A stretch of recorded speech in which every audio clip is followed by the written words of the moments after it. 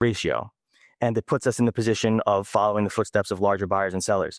And a very important concept with this strategy, and even any other strategy, is keeping risk consistent. And I think this is a very important concept.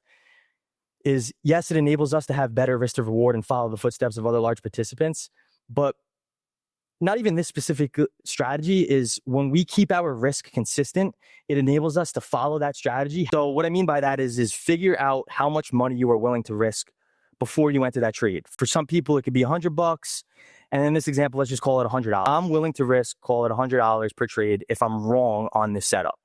Depending on the instrument, whatever you trade, let's just say our stop loss down here is about $50 if we trade just one contract or one lot. If we keep our risk around $100 per trade and it's consistent, what this will enable us to do is trade 2 contracts, because 50 times 2 is $100. Again, our stop loss down here now is maybe $100. Now, if we're entering up here, we can only trade this with 1 contract because our stop is all the way down here at $100.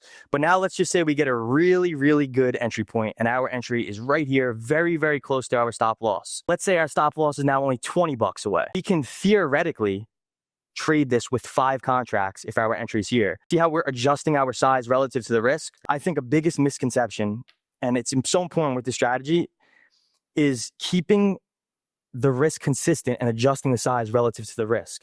Every trade is going to have a different stop loss. And I'm going to talk about where I place my stops, where I place my targets, and where I get my entries from. But I think it's so important that no matter where your entry is and relative to your stop loss, adjusting the size relative to that risk. Because if we enter the trade with the same position size on every single trade, some trades we're going to lose $100, $300, $500, and we're going to be digging ourselves in the hole even more.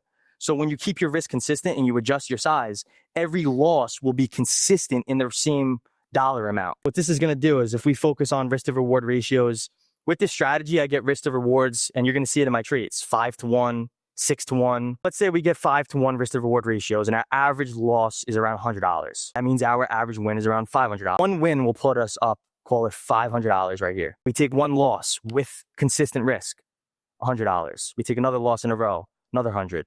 Another loss in a row. We just took 3 losses in a row and we're still up $200 on our P&L curve. So it's so important with this strategy, with any strategy, to keeping the risk consistent and adjusting your lot size, your position size, whatever you want to call it, relative to the risk. And I think that's an important concept, and that's a pro of this strategy with better risk to reward, as long as you keep your risk very, very consistent.